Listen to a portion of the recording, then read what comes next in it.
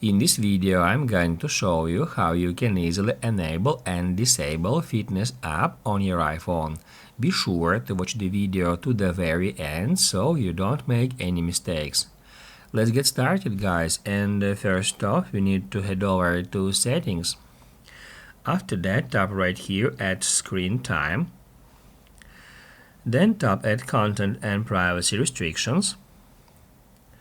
Tap at allowed apps and features, and that's where at the very bottom we can easily find fitness app.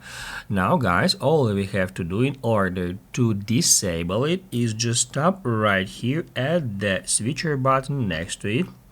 And then if we go to our home screen, here as you can see I have fitness app. We need to wait for a couple of seconds until it disappears, and once it is done we won't be able to launch fitness app on our iPhone, and even we won't be able to find it via search.